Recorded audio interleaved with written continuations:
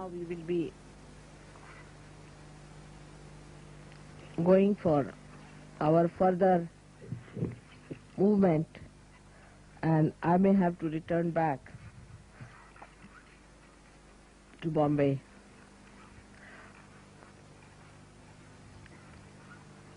I do not know how comfortable you were here.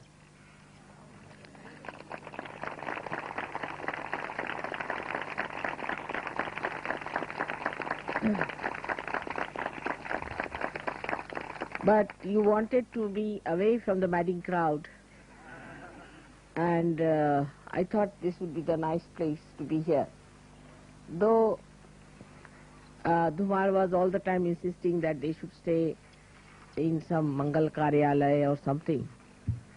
But I told him, you don't understand them. They don't enjoy much of all this cement, concrete.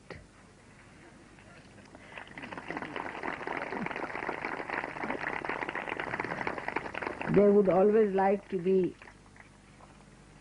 in the company of nature as long as they get some protection from the sun and the rain. And they want to enjoy that kind of a collective living. And they'll be very happy. But still, I don't think he was very much convinced about it, very hesitant. Then again he came to Bombay. I again told him, now believe me, you have to have it somewhere. Just have a pendal for them. They'll be very happy. You just don't worry about other things. They want to be with the nature because they don't get a chance like that. They cannot take bath in a lake anywhere. It's a great chance for them to take a bath. They said the water is not so clean and maybe that it is full of clay. I said clay is good for them. They like it. Just and I see your skin is so much better. I see your skin. You see, all this, you have suffered the sunburnt, whatever you overdid in Ganpatipure, is now being cleared out by this clay, because the clay is the one that suits you. Even if you can put some clay on your stomach, it will take out all the heat from your stomach. Very good for liver, this clay is. So I told them that you don't understand that this naturopathy that they can have here, they cannot have it. But he very, very reluctantly agreed, thinking that I'm really trying to be hard on you. So, this is a mild sun here and it's nice. And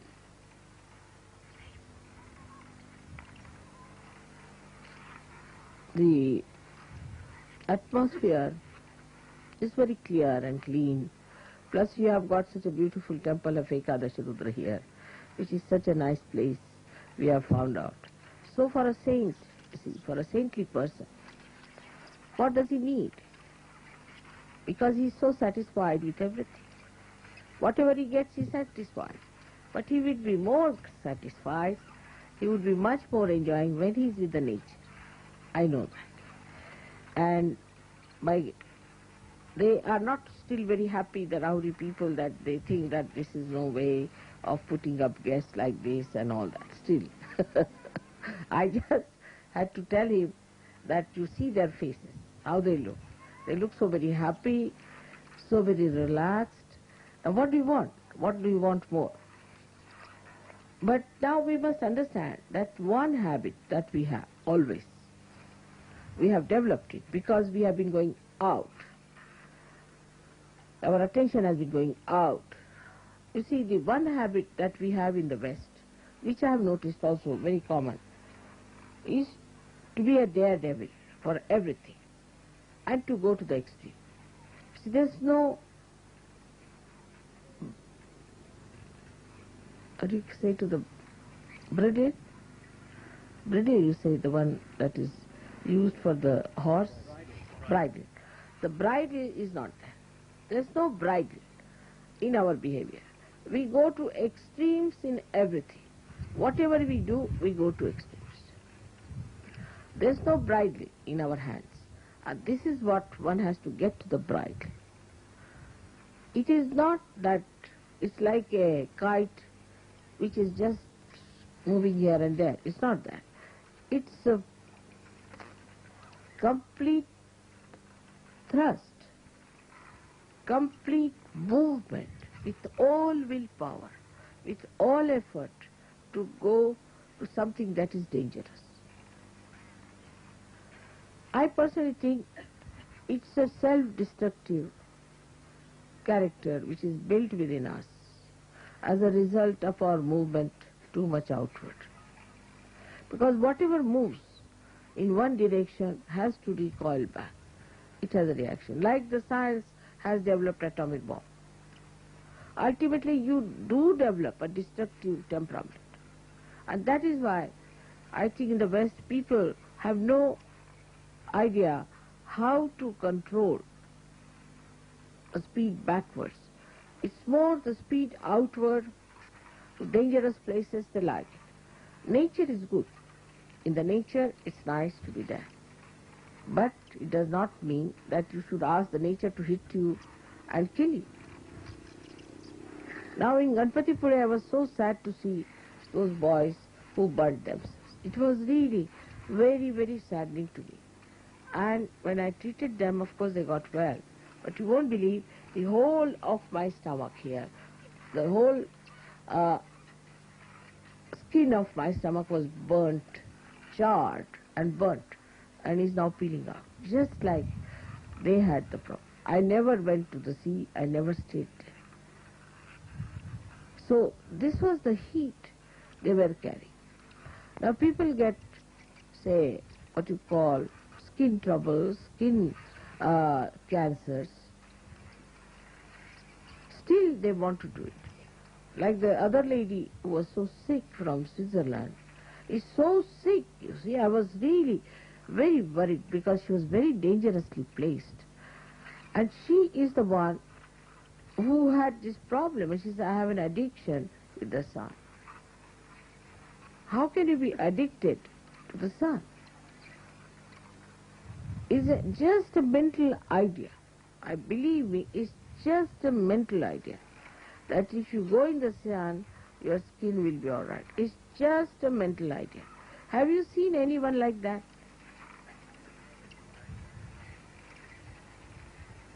I mean, what is the proof? That if you go in the sun, your skin will improve. What is the proof? We Indians never go in the sun. Never. We never go in a windy place. Never in a windy place. We never go, say for example, this skiing. According to us, skiing is a stupid job. We would never do it. Any Indian who does that is a stupid fellow, according to us. Women will never do horse riding because it affects the uterus. The women don't swim after some time because it affects the uterus.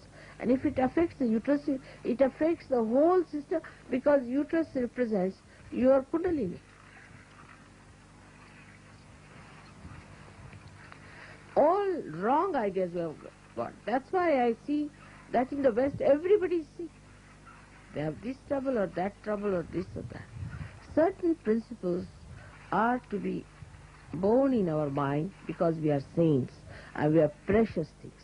We are not like other Westerners, that we can waste our life like this for some sort of a stupid venture that we think of. Can you imagine? All Indians have much better skin than you have. All right? Don't they? Do they ever go in the sun? Never.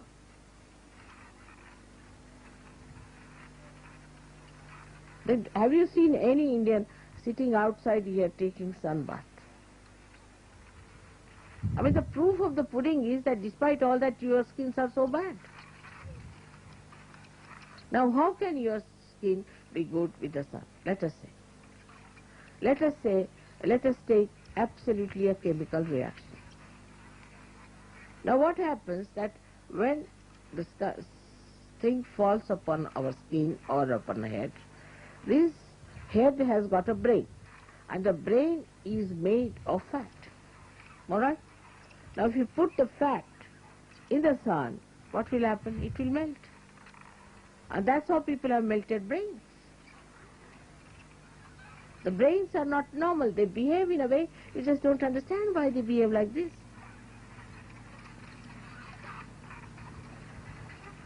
So, first of all, if your brain goes out, how can your skin be all right?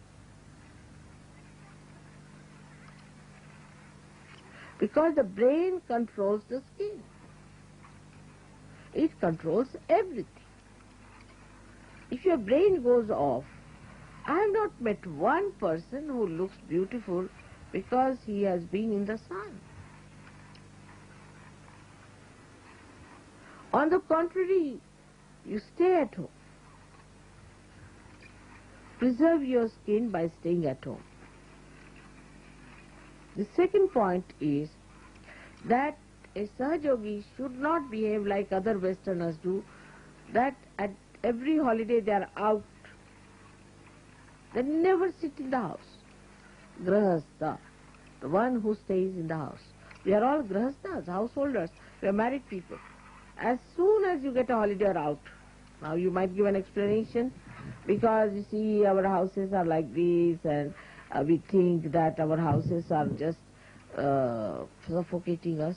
Have you seen the houses of the poor people here? Have you seen the houses of the labor in Bombay? Nobody goes out for a holiday. All my life, I don't think I've been ever out for a holiday with my husband. Only once we tried for 2 days and we were back from Scotland all the way. We just go for a wedding or a festival or something. If there's some collective happening. Or else you can go for a picnic, all of you together. But you must sit down in the house and talk to each other nicely. There should be some rapport. There's no rapport between the children and the parents. There's no rapport between the husband and the wife. No rapport between the in-laws, other people. No rapport at all. So you become people who are absolutely secluded, shooting off this way, that way, that way. Sit down and talk. Now see our children. Now, we talk that our children should be disciplined. The best way to discipline your child is to make the child sit down for a while and talk to the child properly. Tell the child what he's supposed to do.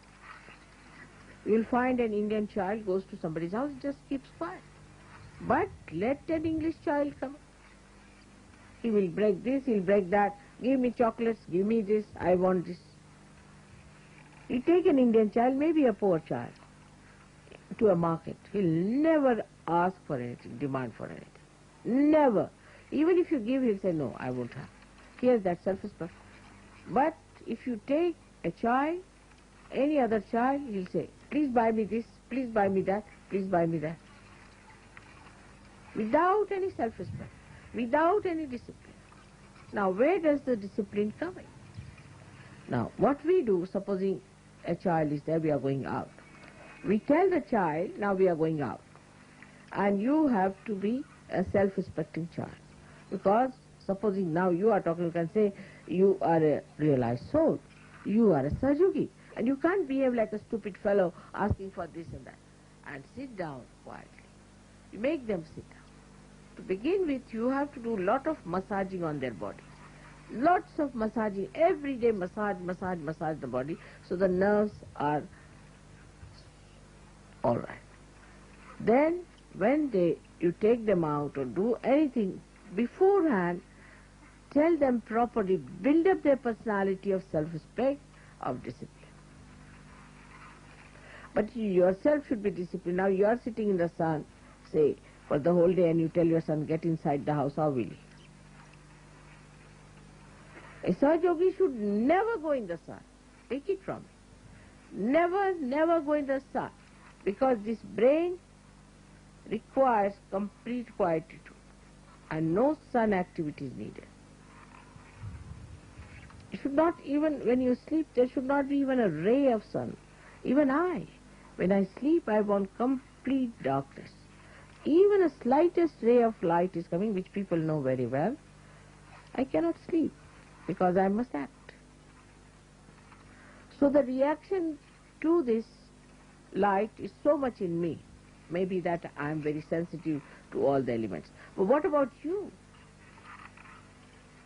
You must avoid the sun's light as much as you can when you sleep, and also should not sit in the sun for such a long time. Of course, sitting in the sun helps you because it gives you vitamin D, by which vitamin D, if you take it, you build up your bones better. But now I think your bones are quite built. There's no need to build your bones anymore.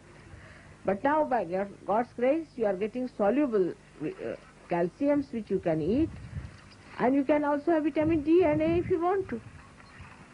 What is the need of scorching this head? Now, if you sit in the sun, then either you will have a bald head or you will have a jungle in the head. One of the two things, depending on the personality as you are. Because your brain cannot bear it, your skin cannot bear it.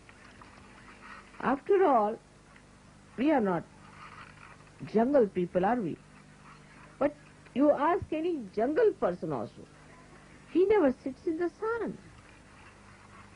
It's only somebody has cooked it in your head that you must sit in the sun. If you go and see Eskimos who live in the ice houses, they never bathe in the sun.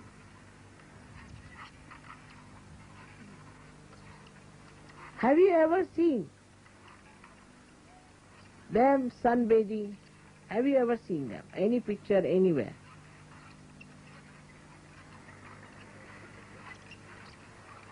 Then why this special type of stupidity is there among other people? Because you have lost that sense to know that you are maneuvered. You see, how to befool you.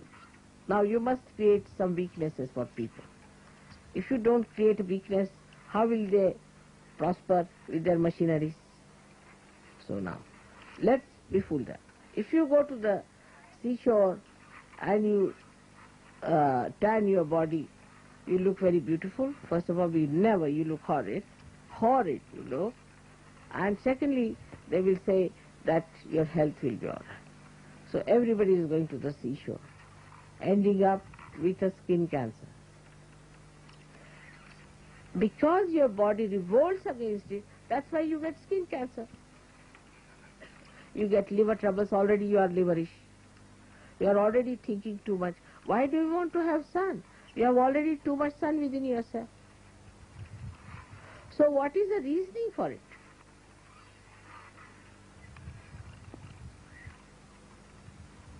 I just don't understand. You must know that today we have the work of the Sahasrara. And the Sahasrara is the brain.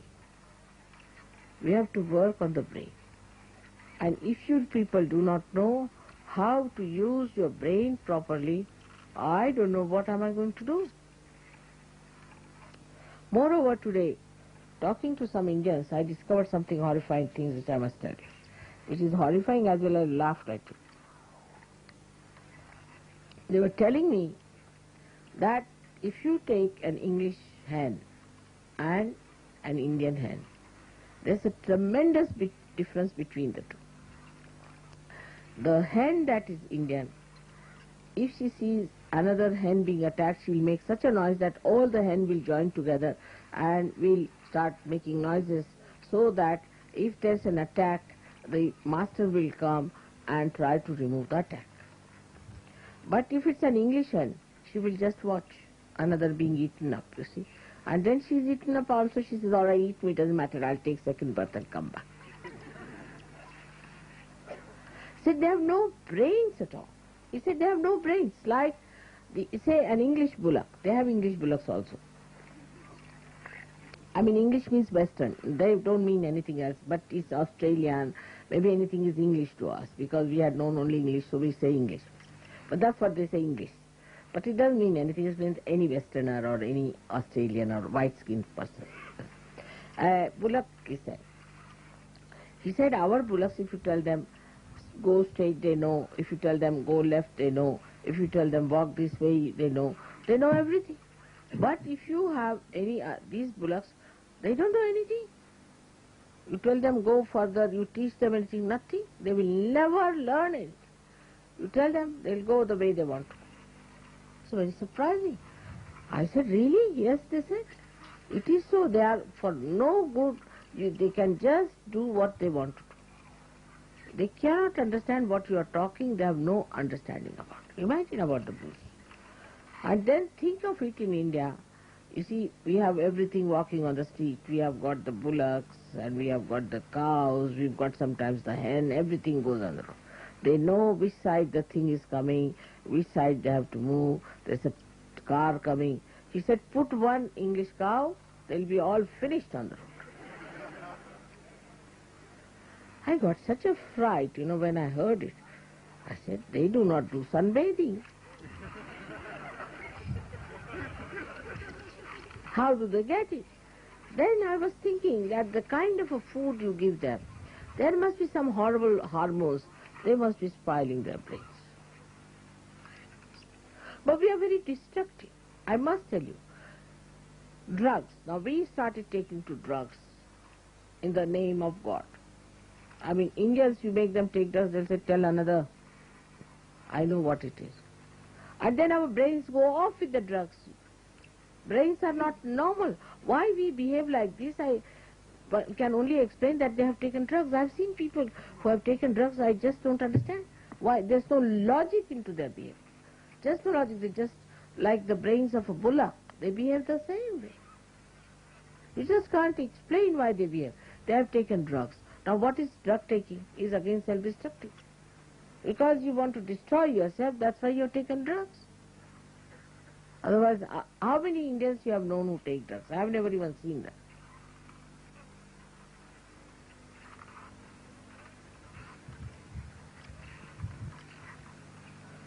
And another thing, Bhuma told me he says that if a child is educated in a vernacular school, I was also educated in a vernacular school because my father was very particular, no English schools. And those who are educated in the English school, there's such a difference. He says he has his children educated in the English school and he has his children educated in vernacular school. The youngest one is in the vernacular school. He says he knows about everything. He knows how many cows are in the house. He will look after parrots. He knows how the parrot works out, how the things are. He's the youngest. He knows about everything. But other children, they just will stand. If you tell them, they'll give an explanation. And then they'll say, so what? So what? But if you tell him something, immediately he will know what is to be done. He'll just get it done the way he wants to do it in the sense that it must be done. But here the other way round. If you tell a child from an English school, he will do the way he wants to do, and if you tell him, why did you do this, he'll say, what's wrong? Or at the most he'll say, I'm sorry, finished. I mean, like Sir Yogis will pull their ears, finished. Even if he hits you, he'll say, pull my ears, mother, I've hit you. It's like that. It's very funny thing. I said, what's wrong with the language? Why this English language makes people like that? I can't understand. Why? I just don't understand. What's wrong? Now, this is not in the Indian language. You see, if you say it, they say, what? We didn't understand what you're saying. What's wrong? I mean, just the whole, I think the language itself has the disciplining in it. It's what we call Mardav. It builds up the personality. Like if somebody tries to show off, you see, immediately we'll say, you are overwise, atishane. And the saying is, atishane chanse bail rikame. Those who try to show that they are very intelligent, their bullocks have no work, means they are lazy lumps. The whole language system as such, they're so practical, I tell you, they're so practical. And that is why we came to India first of all. We had some Sir Yogis with us when we came here. About 25 Sir Yogis from England came. And we all stayed here and all these people looked after them. and they fed them, and of course, I mean, they paid no money, nothing, they lived here. Nobody even wrote a letter of thanks. So they all got worried, and they wrote a letter to me saying that, Mother, what has happened? Are they all right, or are they sick? They have not written any letter to us. So I called them. I said, did you write any letters to them? No. I said, why? We know we did wrong. We know. You know. Then why did you not do it? No, but we know. Now what is an argument? Now you have come out of that. What I am giving you the background. You have come out of it. Now you are Sajogis. You are saints. So you have to be very different. You can't be like them.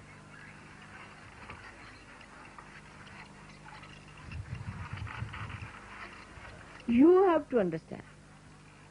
Like some people have a habit of saying, Mother, I'm so badly off. You ask them, how are you? They say, like this. It's very common. So I look at their hands, what's it? I don't understand. What does that mean? Here people will feel ashamed to say. Even if you are sick, even if you are dying, if somebody will ask, how are you? They will say, I'm all right. I'm all right. Nobody will do like this. Means what? You ask them, what's your name? Did you ask my name? Of course I did, but why do you ask me again? Any question you ask, they will repeat it, always. I used to wonder, why do they repeat? They didn't get it in their heads or what? Now the thing is, that is what is the background of this brain, and don't spoil it more by this sun. You have to do work of this Sahasrara. Sahasrara, which is the lotus of the divine, which has got beautiful petals now enlightened by your Kundalini. They are the living petals. Do not try to pray with it. That's why I say don't read funny books, don't see funny things, don't talk to funny people, don't waste your energy in worrying, in futuristic attitude. Keep to yourself, let this grow, because the roots are in the brain. The tree of awareness grows downward, but the roots are in the brain. And you have to go to the roots now, because you have done that movement. Now you come back. And for that, you have to know to look after your brain. The other day, I also said that I don't know why you people don't put any oil whatsoever. Why not put oil in the head? Poor oil. Head needs the oil always. At least on a Saturday, put so much oil, rub it nicely, and have a bath. But people just don't put any oil in the head. I mean, you must oil, gear up your brain. Don't you think so? If you don't put oil in any machine, it will crack. For this brain, which is a special machine, after Sahaja Yoga, is really a very special one, you must try to put lot of oil in it. Put some oil in the ears. Put some oil in the nose. Now the modern theory of the doctors is, don't put any oil or anything into the ears and the noses of the children. Rajesh's brother had a child, and they went to, of course, to a latest doctor from America. And the child was crying, weeping, feeling so horrible. And his Brahmarandra, what you call the fontanelle bone area, was not filled at all. It was all open. I said, what's the matter with you people? They said, the doctor has said, don't touch the oil. I said, what? They said, he'll have allergy. I said, no, nothing of the kind. You bring the oil. I got one full katori of oil, rubbed it on his head, pushed back that thing, and I put it in nose and ears. The child slept like a log of wood. Imagine how much the child must have suffered. These stupid ideas come from where? I don't know. They don't have any oil these days, so what is their idea? Is to do some business must be behind it. I don't know what is business. I don't know what they are going to run by not giving any oil to the children. They must be having some business with that also. Otherwise, it is absolutely a stupid idea. I just don't understand that the child has an allergy. And how presumptuous to think like that. Now, why the child has an allergy? Now, let me ask a question. Why a child will have an allergy?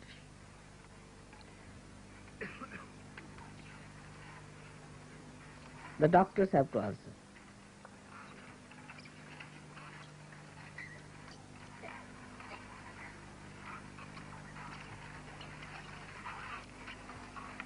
Or, of course, you are all doctors, so you should say. Can I have the answer? Could be an imbalance of heat and cold in the body. But why?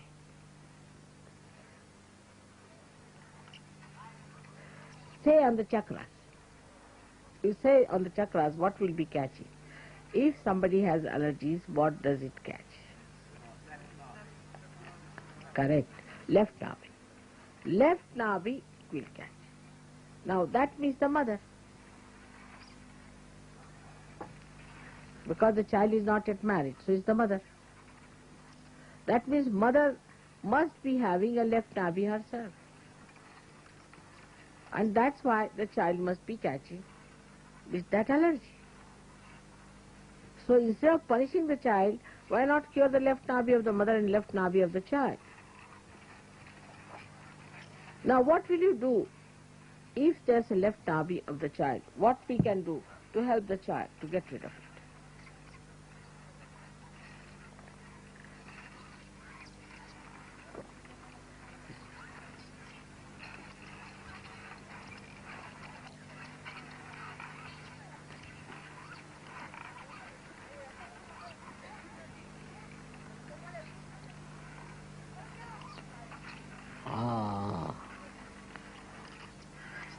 Very simple.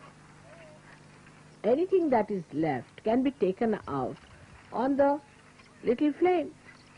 Put your right hand on the left navi of the child and put your left hand to the flame and finish. Now, in diagnosis, you are easy. But now for medicines, now remember the certain principles of medicine.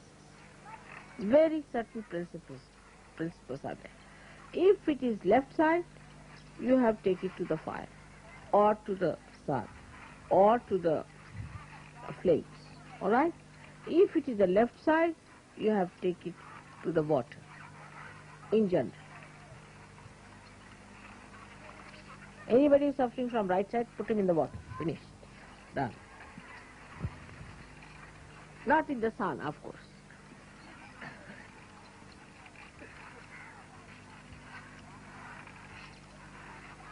Any disease, you bring it to this point. It's very simple. Now let me have some questions about certain diseases.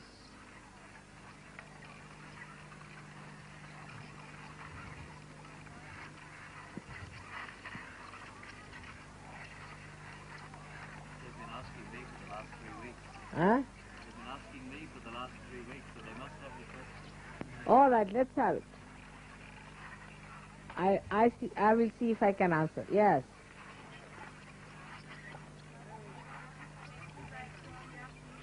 Psoriasis, Huh? psoriasis.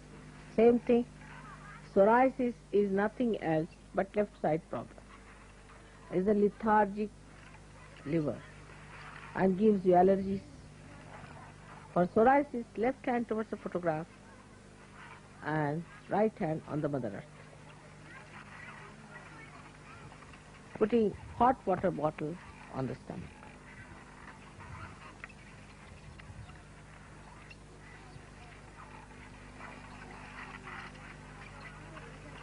Or even giving bandhan to your liver with the light is all right.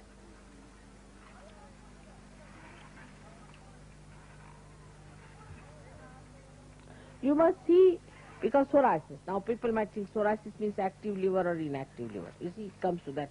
But we have only two types, active or inactive. Now whether psoriasis is inactive or active, you will know from one point that when the liver is inactive, you get the allergy.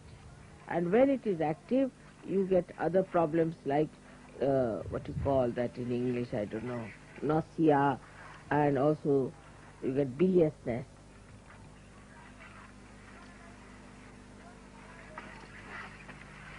You don't eat much, you thin down, all these problems are there. Now what else?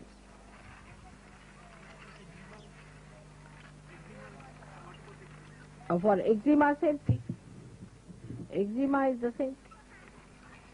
It's just like allergy. Eczema, same thing. But for eczema, because it's outward, you can use certain things like neem ka patta and all that I have told you. So many things can be used on top.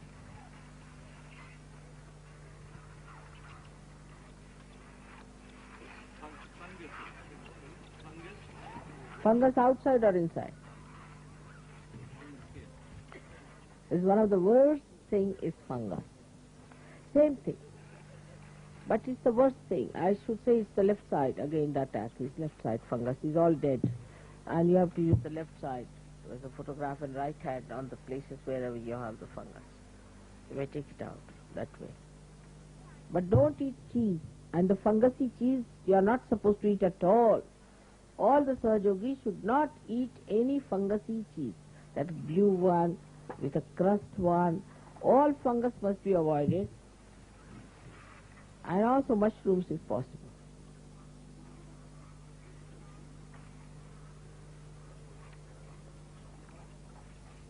What is milk said to fight allergies and eczema? Milk, cow's milk. Why does cow's milk make allergies and eczema worse? What is Why does cow's milk make allergies and eczema worse? cow's milk? Yes. Because it's left side. Left side. Cow's milk always give you the left side because she's the mother. And you should not have her milk because it's left side. Whether it is cow's milk or buffalo's milk, all will give you allergies, but if you have animals which are smaller than you, like if you can drink, like Mahatma Gandhi, the goat's milk, then you might not have the problem. You better tell them, Mother, because we always drink milk when we've got these things. It's the other way around. We go completely wrong. When we've got diarrhea, we drink milk. Silly business. Diarrhea, you drink milk. The amount of salads you eat, sometimes I feel this fodder will make us like buffaloes or what. I just can't touch them, I tell you. But I have to eat just to show that I appreciate.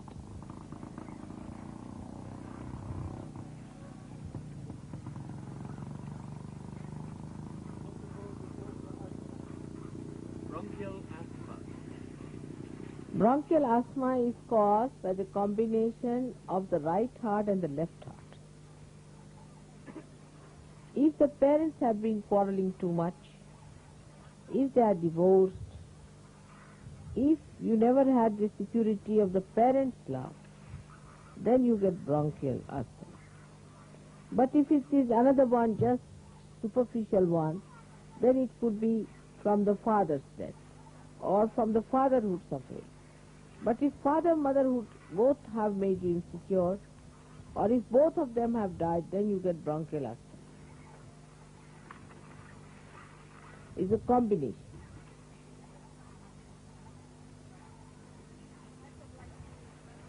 Huh? Hypoglycemia. What's that? Low blood sugar. Hypoglycemia. I know. Low blood level. That comes from overactivity. You should not think so much. Agya. Too much of agya. Agya. Too much of agya. Surrender yourself to Christ. Absolutely surrender yourself to Christ. It will work out.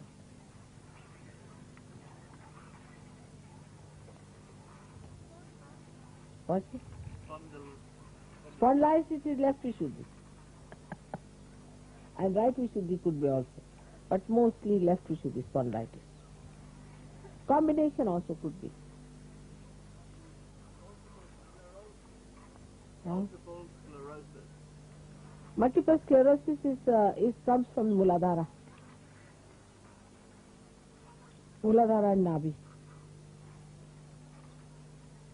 Left Navi and Muladhara.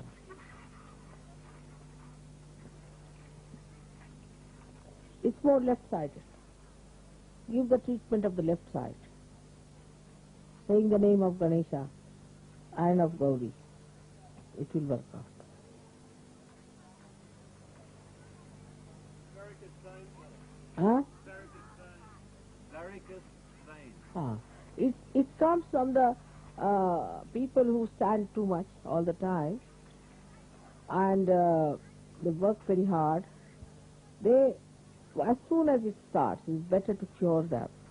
You have to lie down every day. Those who stand every day for more than, say, 3-4 hours should lie down on bed and do cycling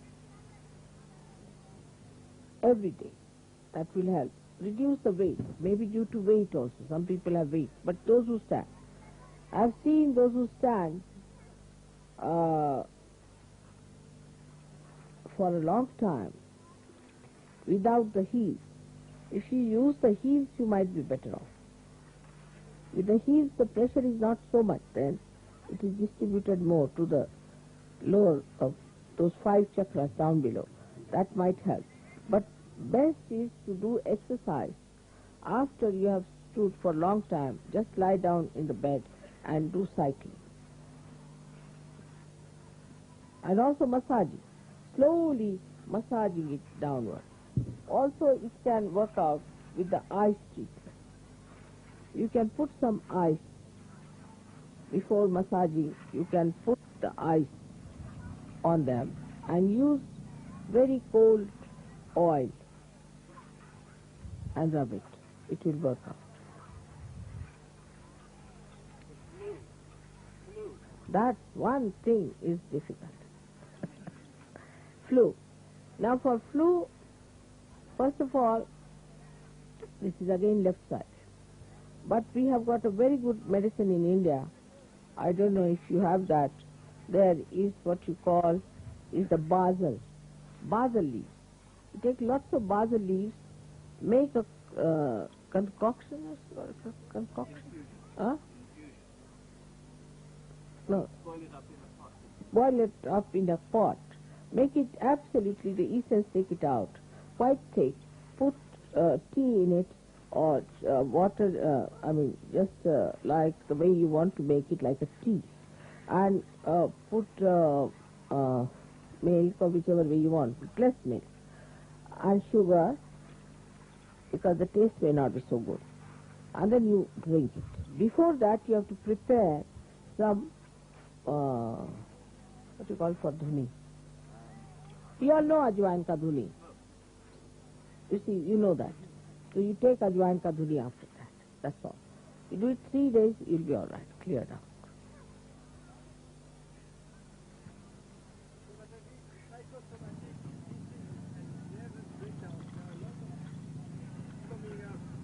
What? Nervous breakdowns and psychosomatic diseases, are they coming from the left side or from the right side? What is it? Well, he's giving 2 categories. He's saying psychosomatic diseases, which is all of them, and he's saying in particular nervous breakdown. Psychosomatic diseases are all of them. You see, it's a very funny word, psychosomatic. This is also psycho and also somatic. So I don't know which one it is. If you say psychosomatic or somatic psycho. You mean psychological disease? No. Psychosomatic is nervousness. You see, nervousness can be caused by bad habits. How? Like if you are an air hostess, you form a bad habit. As soon as you see the airport, it goes. Now those who travel too much, as soon as they have to travel, they go off their heads. Overdoing anything, you see, you get nervous. It's a matter of habit. You form that habit, so it happens. So I will not say it is due to some bada or anything, but your nerves are too much used in a particular way. Then they just give in. They cannot work it out anymore. So then you must change that habit. Supposing you are traveling too much by plane, then travel by a ship, or travel by a train, or by a bullock cart. Or don't travel. Something like that.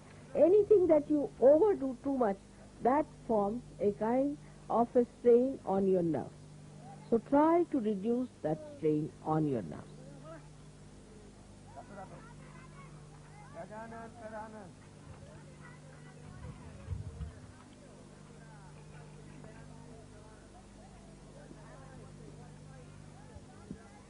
You recommended heels, what height? No, I didn't say for all of you. I said for varicose veins, or especially for people who develop problems on the heels. There's no height. You just try whatever you can. Say about 1 inch will do, from 1 inch onward. Anything, not too much, 1 inch or lower. But you see, if you develop some sort of a bone on your heel or something like that, for that the heels are always better. Little heels are better.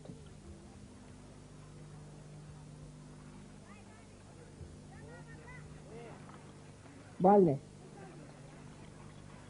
It's not a disease, but it comes out of many habits. One of them is wearing the hat. If you wear the hat too tight, then the circulation of the brain is spoiled, and thus you must get one. Then also with the left nabi you might develop a back bald head here. If you have a left nabi, then there is no circulation. It works out that way. And we say that if somebody has a bald head, he will get some money. He's a moneyed man in India. I don't know why we believe in such a thing, but we believe that if you have a bald head, means he's a moneyed man. See, the one who does not have a bald head is not a moneyed man. Who doesn't have a belly is not a dignified man, according to Indian standards. But bald head is caused by not using oil or by not using proper oil. Oil should be used properly, and the skull must the skull must be rubbed, not the skin, so that if you rub it, the skin must move on the skull, and then you won't have this problem. Another is that if you use funny type of oils with lots of fragrance and essences in it, then you might get white, gray hair. And also ghee should never be used for rubbing in the head, but you can use it for the body, good ghee, or even the butter is good. If you are overactive, then, otherwise not. But ghee should never be used, or butter should never be used for the hair. Now you have two types of bald heads, as I told you. Some who start from here and some who start from there. It's a very interesting subject. And those who have both could be. Now I would say the one which starts from here are the people who are the ones who have got an Ekadasha problem, or possibly. With the Ekadasha problem it starts, or who are not very collective or something, it will start receding back. All right. Those who start from here are the people who may not be good husbands, maybe something wrong with their wives, maybe bad wives. The husband-wife relationship is upset. Then also this starts at the back. Or maybe there's some incompatibility between the two, or too much attachment to the wife, or too much attachment to the husband also you start developing like that. All these things are left nabi. So the left nabi relationship, is the Graha Lakshmi relationship, where you adore your wife so much that she's no more a Gralakshmi. Also is wrong. These things start with that. And also could be with your hectic life. If you are very hectic in your life, running up and down, doing too much work, also it may start. You don't listen to your wife about it, and you think you have to do this work, then also it might start here. There are so many reasons for the left navi to start. But the one that starts here starts with the right navi, or we can say with the Ekadasha more on this side. So I don't know, in your case, Johan, what should I blame? I would say is a complete neglect of your hair. No oiling at all. That's what it is. I mean, if you do not give water to the plant, it will die. And then if you say, why is it caused? I mean, if you don't give water, is the one that it eats, drinks, and lives on. So oil is the one on which the hair resides.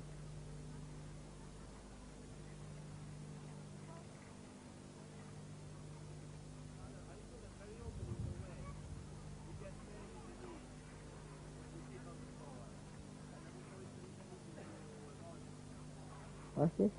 In the West, we get pain in the knees when we sit on the ground. Is there any way of avoiding it? You see, it is due to the nabi you have, right or the left, and no practice of sitting down. So what you have to do, that you have to learn a certain, what you call an exercise. I've told people what is the exercise needed for it. Then you will get used to it. You will start sitting on the ground, all right, without feeling the pain on the knees. It will help you in the long run, very much. There are certain exercises to be done. But at least your children, you make them sit on the ground from now, so that there's no problem for them.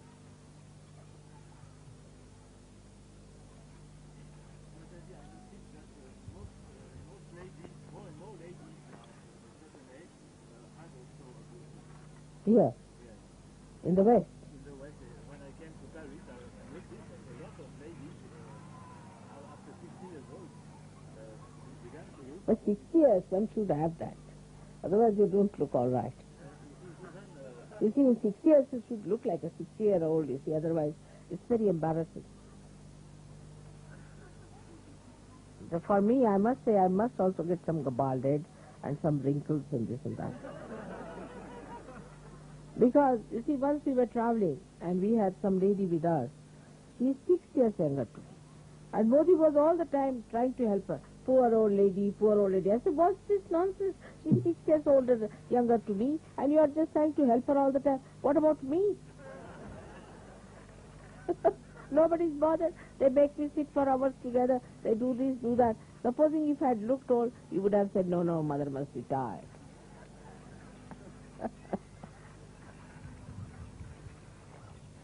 Now the ladies develop that because they might be dominating women. Possibly. Or maybe they are neglecting their hair. Drunkenness. Drunkenness. Also could be they might have taken drugs. Or maybe in the West anything is possible under the sun, you see. Or maybe they have had some problems with their mothers or something like that. Basically must be there. But I think mostly it is due to neglect, complete neglect of the hair. You see these hairstyles. Now you go to any person who is doing this hairstyling, within 3 years' time you are bald. Then they will give a wig. That's their business. So going to these hairdressers and all that, you develop it. What is the need to go to the hairdresser? I don't understand. There's no need to waste your time, waste your money. You look very nice without it. Huh? What is? Is there a chance to get lost hair back?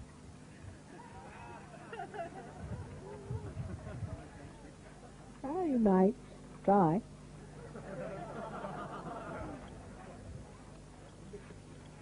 If not by surgery, they say there is a method. They put something here, there, and they plant it and all those things. If you do it, then I'll see to it that they grow well.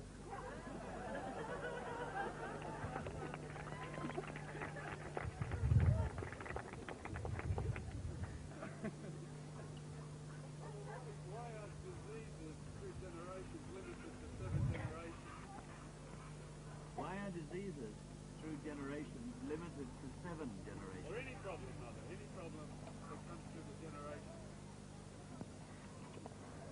The problems are like this. There's only one center which covers all the 7 centers, which is the Muladhara. Because it is the Omkara. It is the Chaitanya. If Muladhara is insulted, say I said if there's an incest relationship and the family grows, then it is 7 generations. But if it is between a very holy relationship like mother and the son or something like that, then it is 14 generations. With complete insult of Sri Ganesha. And so many of these can come from there. Most of it comes because Sri Ganesha gives you the real strength. Those who have insulted Sri Ganesha are always delicate people, physically. So you have to re-establish your Sri Ganesha.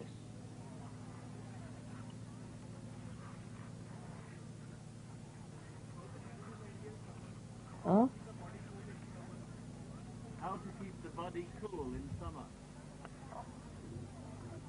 To keep the body cool in summer, first of all, you have to do is to take some ice and rub it on your liver. Keep the liver cool. Don't think too much.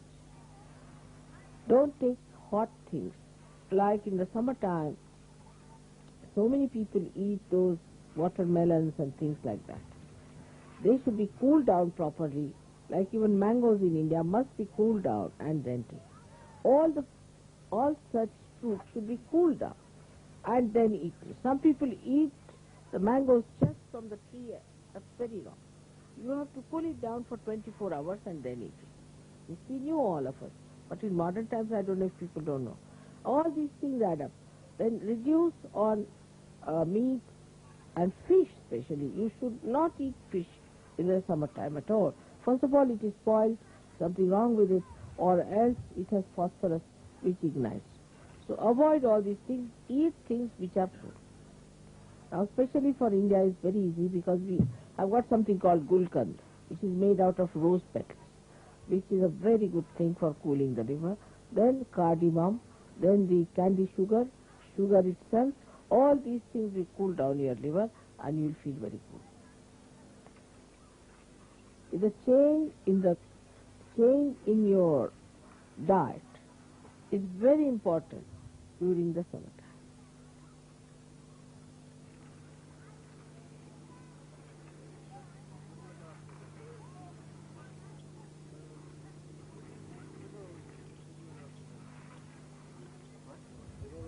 Oh, hemorrhoids. Is it a Muladhara problem? Hemorrhoids. Right side Muladhara. Right side. For that, you have to keep yourself cool. Again, get the cooling effects, all the cooling things to be done. And also, a very good thing is to eat the black dried grapes. What do you call that? Raisins. Black raisins.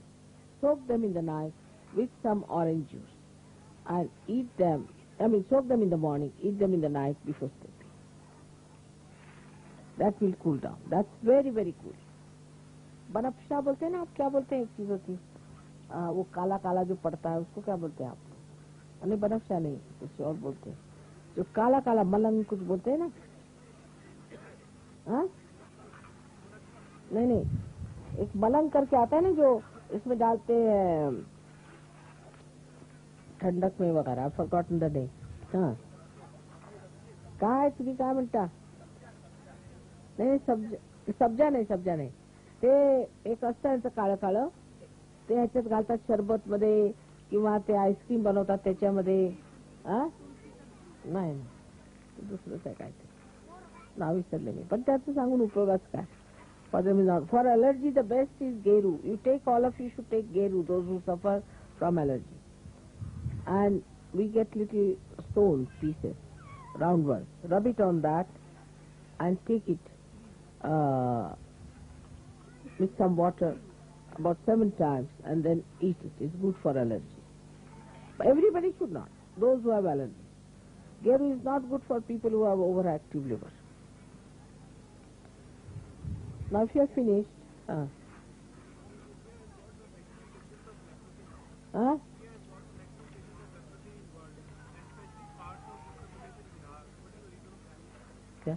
India has the biggest problem of leprosy, especially Bihar and UP. What is the reason? It's a kind of a, it's an infectious disease, and now they have found out some sort of a thing for that. Leprosy is not only in India, it was everywhere. But, the कीटाणु होते हैं उसके, the ones, what you call them, the parasites which create this leprosy, drink kerosene oil, petrol. They prosper in petrol. Do you know that? Huh?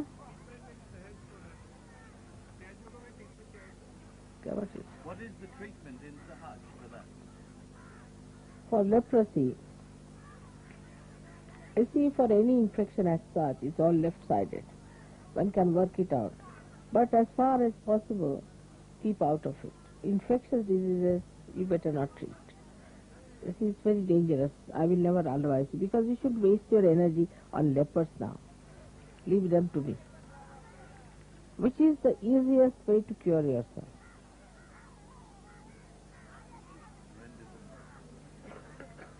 What about people who are born with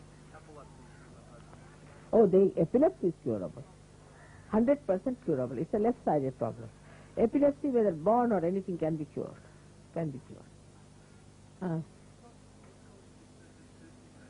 Excessive tooth decay. You see, for tooth decay, the thing is, you must use your fingers to rub on your teeth. You see? That's the thing. And also on your gums. So what you have, because you have got vibrations, your right Vishuddhi is quite all right. It is due to right Vishuddhi. So what you have to do is, deficiency in right Vishuddhi uses. Rub it nicely with olive oil and little salt. Very good, finely thinned out salt, and it will stop it. Every day. Brushing is not sufficient.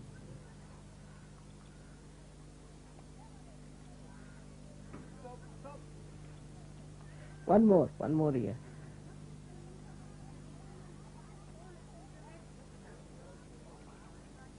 What is Siddha? What is the reason for having your intestines all on the left side? All on the left side. Nothing on the right. Good idea. Left side. There's no reason as such. You see, after all, think that God creates so many human beings. Even, you tell about 200 people to do some work. One goes this way, another goes that way. You don't know what happens to them. They go so helter-skelter. Now, in that, sometimes it's a freak. It happens. There are freaks. It makes no difference. All right, what do you want? What's this?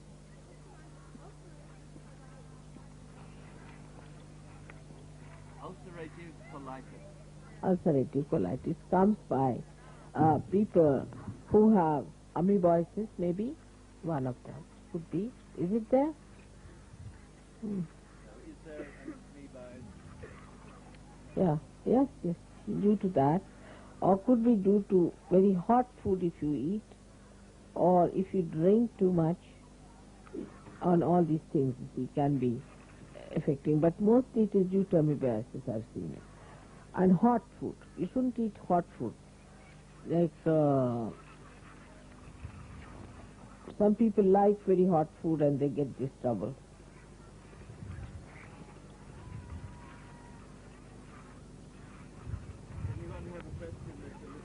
visionary and a little less medical.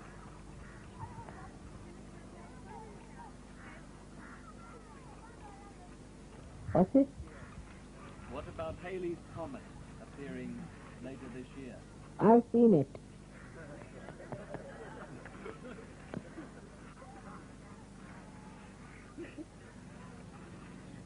This Mr. Haley had seen it and he said this will happen, that will happen.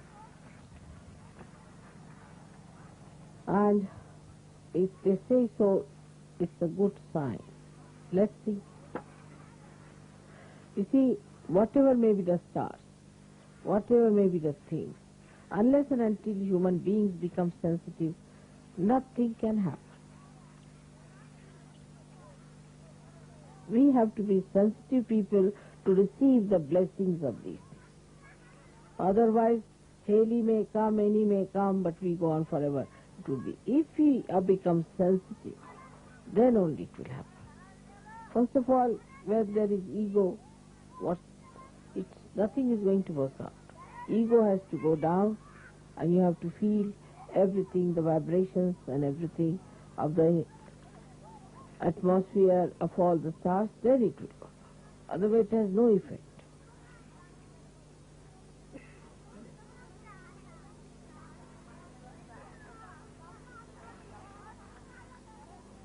What is the proper attitude when you take darshan from you? I have never known how to approach you. What is the proper attitude when we take darshan of you, Sri Mataji? He's never known the proper attitude. Well, it's rather embarrassing. All right, I'll close my eyes and my face and I'll say.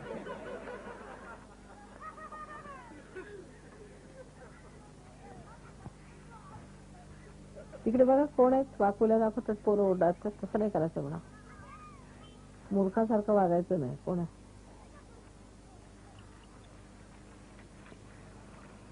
Now, your question is nice.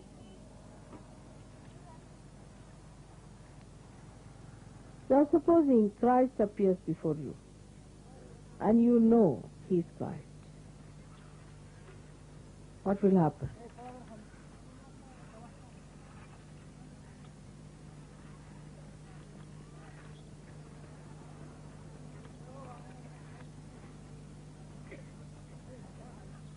That should be the attitude, at least minimum. Though Christ had to manage only one chakra, he'd have to manage 7.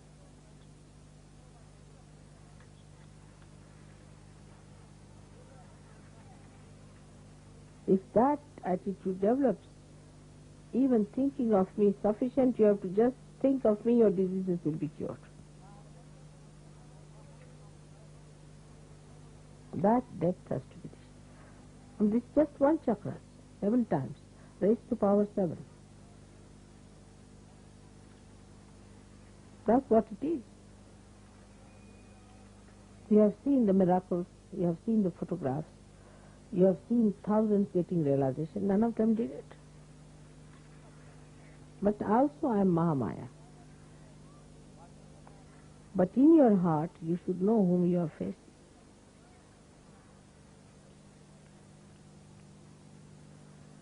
But mostly people get into the web of Mahamaya very much. That awe is so fulfilling, so penetrating, so deep, that one lives with that idea only, all the time. You don't need anything with that. It's a very great fortune. If I were you, I would have called myself the most fortunate person. But it's the other way round. I don't know what to say then. Though I must say I'm very fortunate, because compared to all of them, I have so many of you here who are Sahaja Yogis. So I'm very fortunate and I'm very happy about it, very happy. But still, to grow in that, you have to know what it is. Indians have sense. It goes easily into their heads. They are very sensitive. In the same way, I hope you all develop it in that way, in that fashion. Then life would be very enjoyable.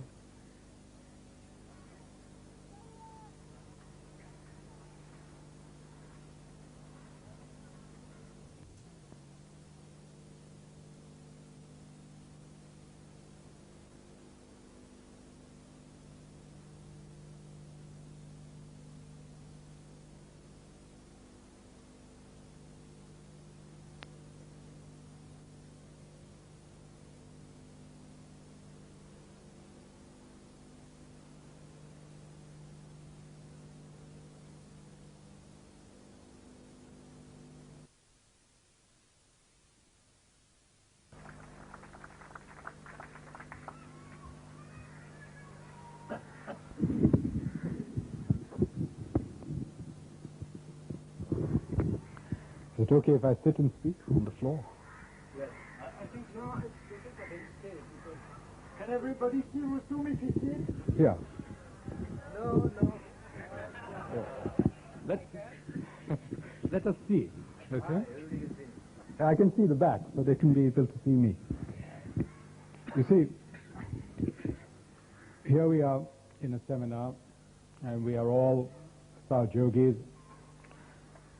and we're having a good time, we're cracking jokes, and we're discussing things, etc., etc.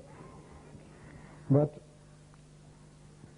this is all very well. I mean, one can enjoy oneself. In fact, one should enjoy oneself, because the whole creation has been created in such a way that we should enjoy ourselves.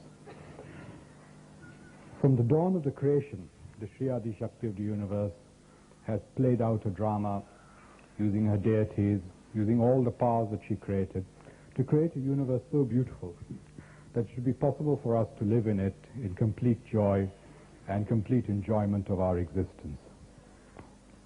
If one gives you an example, yesterday we sat and we listened to ragas. These ragas themselves were inspired by the Sri Adi Shakti in realized souls who gave them to the world. The whole thing has been created by her in her different aspects, so that we should enjoy ourselves and so that we should not be miserable. And why does she want us to be happy? Because it is when you are happy and relaxed that the power of God can work in you to raise you to a great height for which you were destined. You see, this whole drama that has taken place is not a drama without purpose. Within it lies something that is profoundly important. And that something which is profoundly important is the awareness of God, the Absolute, the Almighty. And this is the whole purpose of Sahaja Yoga. All the different techniques we use are a bridge to this. You see, you have to understand what is Sri Mataji on this earth. She is the Adi Shakti. Now, how many people know what is the Adi Shakti? The Adi Shakti is the power of God Almighty Himself. It is the highest manifest thing in the universe. When this thing takes avatara in the universe for the first time, there must be a profound significance behind this. And this profound significance must be the awareness of the Lord, the Almighty. In your body are placed the various chakras of the Tantra, the instrument. Tantra means instrument. What are these chakras for? I mean, people spend a lot of time cleaning them, taking them out, putting them in salt water, putting them back again. But for what purpose?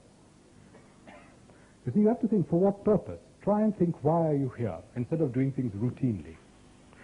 The chakras raise the awareness of the human individual from step to step, higher and higher, until it can reach the throne of the Almighty Himself. That is their purpose.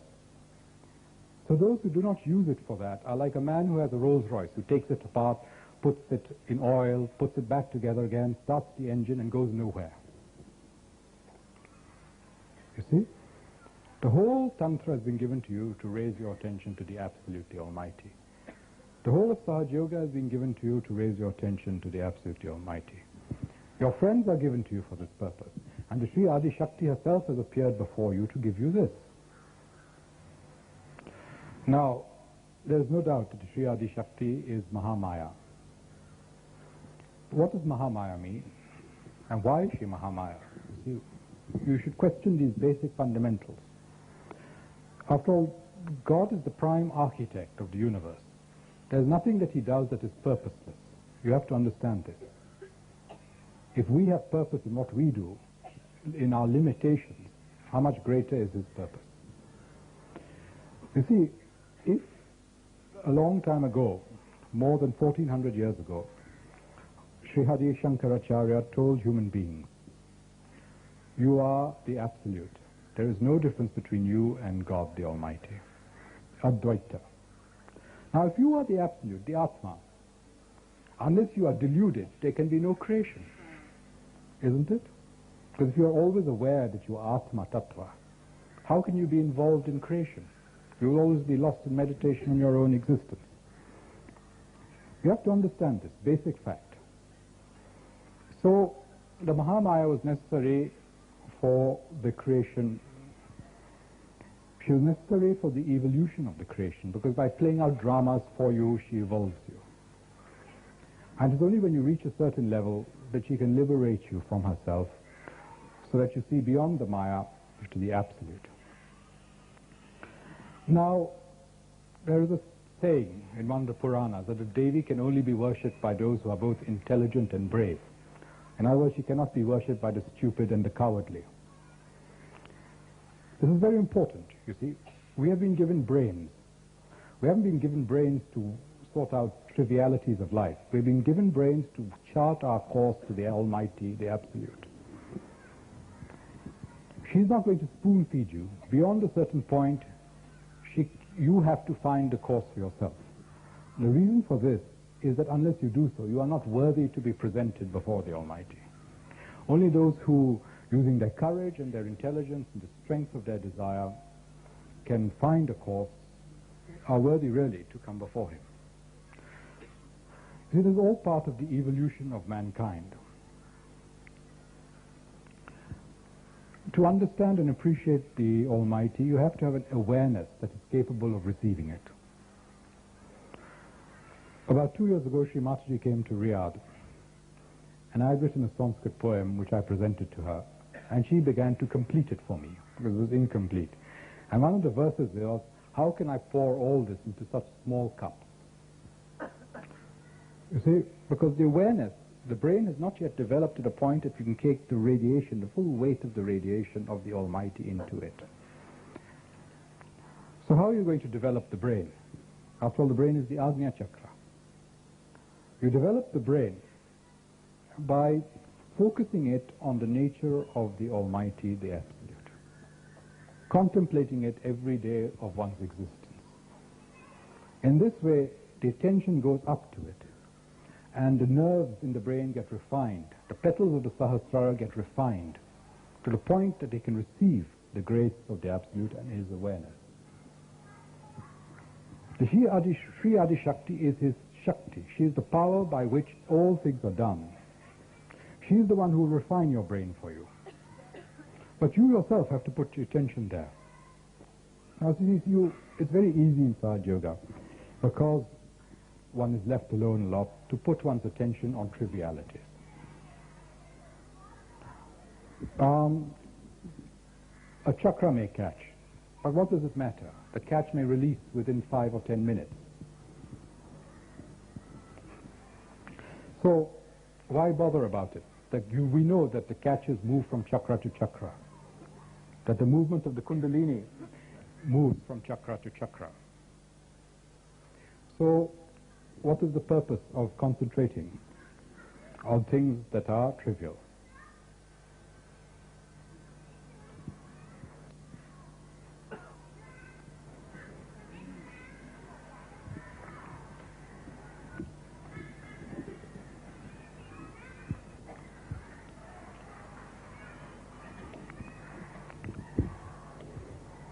In the past, you see, many great seekers came on this earth to seek God.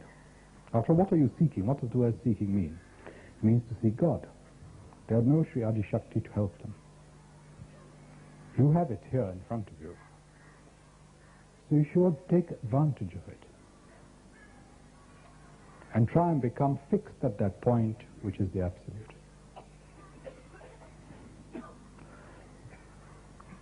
And you may all be here in a collective, but the relationship between you and the absolute has to be individual, between you and him alone. And when you see him, you do not see anyone else. You see? It is very good to be in the collective. It is very good to be with each other, to enjoy each other's company. But your relationship with each other should be such that it fosters that ascent to the divine, the absolute. You have to be very clear. The whole purpose of Sahaja Yoga is this ascent. The great goddess herself, the Sri Adi Shakti, has a devotion to her Lord which is indescribable in human terms.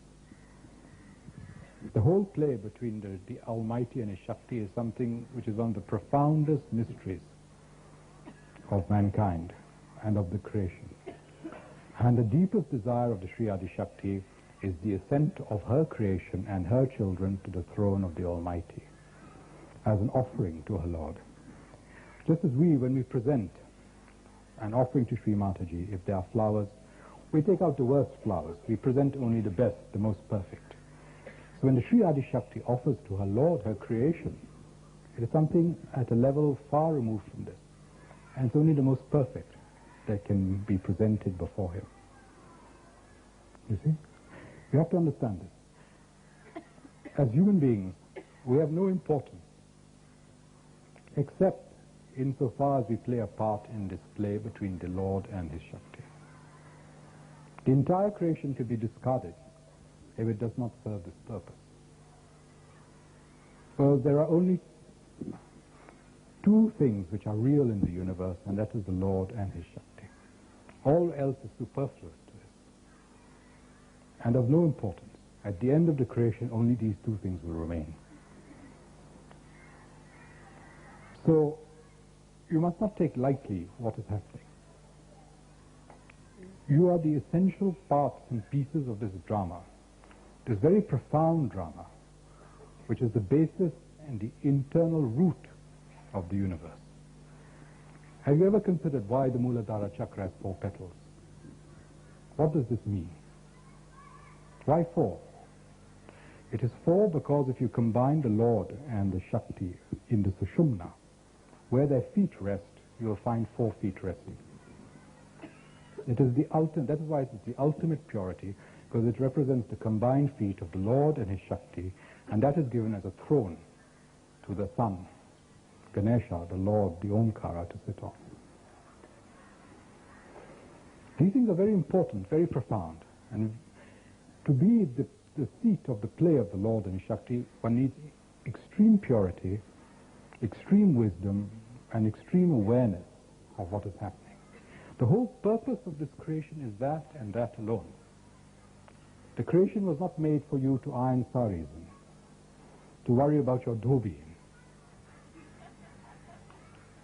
I mean, these are totally irrelevant. They won't even last a century, leave alone eternity. Nor is organization there. You can organize till you are blue in the face, but unless the desire of the absolute wealth, you will not get another Sahaja Yogi. You have seen this, many of you. We had many wonderful experiences in the early days when we turned up at empty halls in spite of massive publicity. You see, you do not do anything. Lord Krishna, when he came, he said, you do not do anything. I do it all. So the human being who deludes himself into thinking he is doing, he is not doing. He said, act. You have to act, but leave the results of your actions to me. So act without expectation is what he is saying. Now how are you going to awaken what you are going to do? You see, when one acts, everyone knows what the left side is, what the right side is. One acts by the right, using the power of desire of the left. This is something that is well known to everybody. Through which chakra does one act? Which is the chakra of activity? Who will answer that? Of creation. You must all know this, basic stuff. The Swadhisthana. Okay. Swadhisthana is on the right, is it not? And the Shuddhicha is on the left. So what is the bridge between the desire of God the Almighty and action? It is the left Swadhisthana chakra. Correct? And that is why all the boots go and sit there, to disconnect your action from your desire. Very simple, you see. Wherever the boots hit hard, you must know that is an important chakra.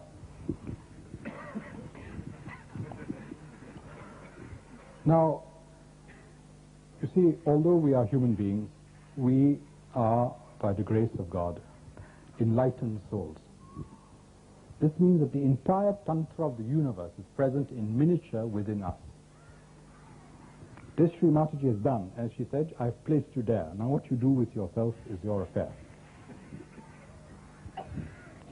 Now, as the Shuddhicha of the universe, does everyone know what the Shuddhicha is? The Shuddhicha is the pure desire of the universe. Now what is the pure desire of the universe? The pure desire of the universe is God, the desire of God Almighty Himself. As this flows through the Ida Nadi of the universe and is carried by the goddess Sri Mahakali to be placed, deposited within the Kundalini, so this flows within your left side, or can flow within your left side if you desire it, to inform your activities. Now you see, unless you are connected, your activities are without meaning. It is like ants scurrying around, not knowing what they are doing. So first one has to establish within oneself the pure desire. Let it flow within your Ida Nadi. How do you do that? It's very simple. You pray to Sri Mataji and you say, you are the Shuddhicha of the universe and I worship you as such. If you just do that, pray to her as this, she will flow with such force within your Ida Nadis that she'll break anything that is in your left Swadhisthana and flow into the right to inform your activity. You cannot catch on the right side if your left side is strong. See? So that is the first stage. If you do that, the Shuddhicha, you don't need to do more than this. The Shuddhicha will flow through all your chakras. It will eventually break open the barriers that are in your brain and infuse with enlightenment and nectar every nerve fiber and cell within your brain. As it does that, the whole consciousness and awareness will be altered. As it is altered, your awareness will be filled with the awareness of the Absolute. As it is filled with the awareness of the Absolute, you will see Sri Mataji clearly for what she is, which is the Shakti of God Almighty Himself. You will not say Sri Mataji did this, Sri Mataji did that, you know, all the Maya and the play. Some people feel tragic one minute, happy the next. This is all nonsense. If you are based in yourself, you remain absolutely stable in the sight of your parents, in the sight of the Almighty. You do not shift from day to day. You do not doubt yourself. You cannot become nirvikalpa until you know this. Because part of the nirvikalpa is not just doubting God or Sri Mataji. It's very easy not to do that. It's not doubting yourself as an extension of them, because as Sri Mataji said, she's made every single one of us into a part of her body. So to doubt oneself is in a sense to doubt her. Now people try to avoid recognizing what has been done to them by getting realization in Sahaja Yoga. They do not want to see that they've been made part of the body of God Almighty Himself, in a sense, of His Shakti. Because this means that you can't behave in the same old way as you used to behave. You can't be attached to the same old things that you used to be attached to. You have to change, you see.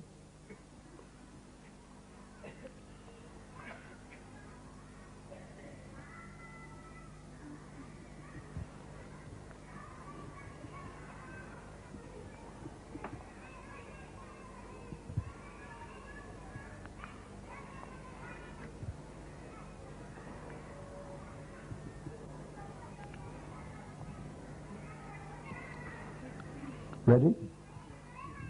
Okay. And this is something that people don't understand. And this is an avoidance of Sahaja Yoga. This is a running away from it. The essence of Sahaja Yoga is the fact that human beings have been taken, they've been given realization, they've been made part of the body of the divine, and they have been given the opportunity to raise their awareness to the highest levels to attain God realization.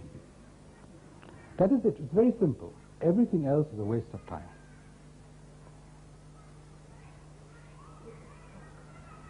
And one has to recognize that although we may be Sahaja Yogis, we do not run the universe. The universe is run by us. Run for us by the Almighty. And run by us for the Almighty. We cannot decide this has to happen, this has to happen. We have to have 20 people next week. Cannot happen. God decides how many people He wants. He decides where and when. You just have to be instruments.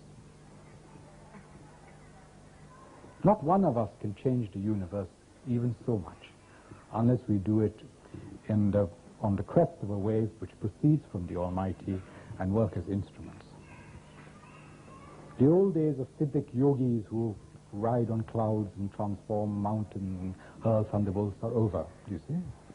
That was meant for people who are right-sided, who wanted to do things themselves. That is not us. We are parts of the body of the goddess, and each one of us has to be like a nerve cell. When the brain tells us what to do, we have to do it. As such, we are all collective. That is the true collectivity. And if each of us recognize that we are a nerve cell in the brain of the goddess, permeating a whole being, then the whole boundaries between nationalities and this and that, which keeps our yogis apart, dissolves. We all realize we are one, we are the same, but each one of us is individual, and each one of us has an individual relationship to the Almighty. You see, all sorts of misidentifications fall away. Now one speaks a common language, no doubt about it, it is real. And this is the common language of vibrations. If you are there, you do not know how, but you communicate with people who have a different language. It's so simple, really. So I wish, really, in this lecture to make you aware of what has been given in Sahaja Yoga, what has been done by the great goddess in her absolute nature, and for what purpose. That you do not waste neither time nor energy on other things. There is nothing greater than this. And since the goddess herself is all-powerful, beyond time, beyond everything, so your awareness has to be of a nature that can comprehend that and be one with that awareness. For you can become one with her in awareness, no doubt, and see things as she sees things. But for this your brains have to develop, you see. So this is what one has to do. And really the rest of it is not important. At that level it doesn't matter how time passes. At that level it doesn't matter whether there are miracles or not, because the whole concept of miracle is non-existent. Everything follows the desire of the Absolute. Who makes the rules that this arbitrates between a miracle and non-miracle? It's human beings. It's not God. For God there is no such thing as a miracle. Everything is possible to Him.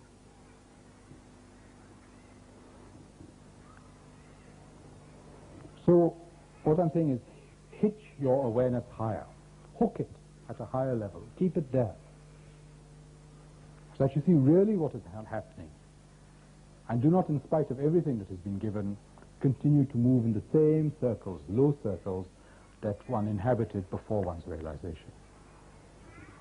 This is very important. This is so important that I do not know how to say it. Work to increase the structure and capacity of one's brain so that it can comprehend that which is absolute.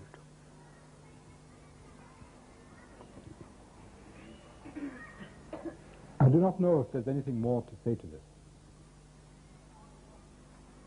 I remember once, a long time back, when I first met Sri Mataji, Gregoire was there, lots of other chappies were there jumping around with me. And I remember early one morning, after we slept with her in her flat in London, I was talking to her, and she said, you see, we were talking about Maya. And I said, Mother, I wish I could go beyond Maya. And she said to me, this was some 7 or 8 years ago, she said to me, one day you will catch me. She said, you will catch me.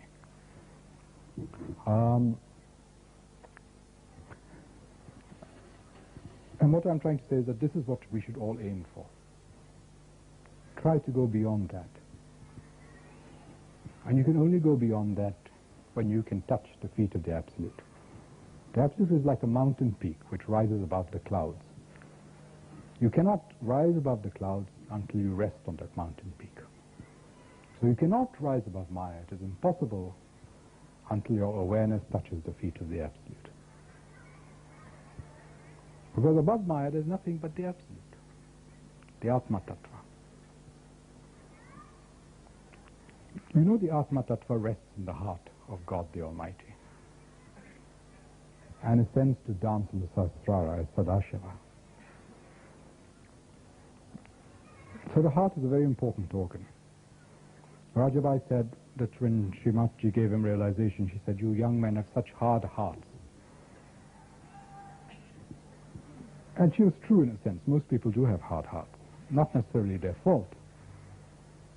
It may be the result of their experiences in this world.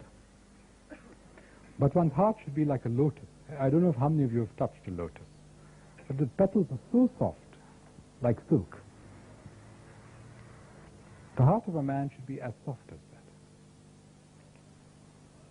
See, we have got our realization, regardless of everything we have done, by the grace of God the Almighty, by His compassion, profound compassion, profound love for mankind, for the children of His Shakti.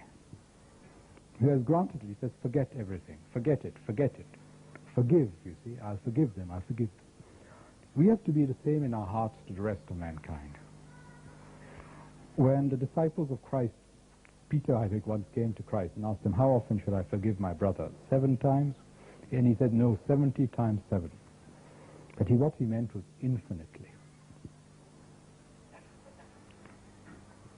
See, one cannot be a good Sahajogi, this is my belief, unless one is kind and one is gentle. Kindness and gentle doesn't mean weakness. It means being soft, trying to further the other person from one's heart, caring for what Sri Mataji once called in her lecture, caring for his hitta, trying to see how to do that which is best for him, how to manipulate him in such a way that he rises. It means going beyond oneself. You see, when someone is harsh with you, is he harsh with you? If you are Atma, how can he be harsh with you? If you are the Atma, you can bear it all. And in spite of that, try and resolve. The only thing we cannot really be expected to tolerate is any insult to the goddess herself. There we have to be strong and firm. But this doesn't mean that we take justice into our own hands. Justice belongs to the Almighty, not to us. Christ also said, "Judge not that ye be not judged." He made it very clear that we have no right to judge. We're not going to be sitting there at the end writing out who should go to hell and who should go to heaven. It's going to be done by someone else. So we cannot judge. We have to leave it to God to judge and for us to execute.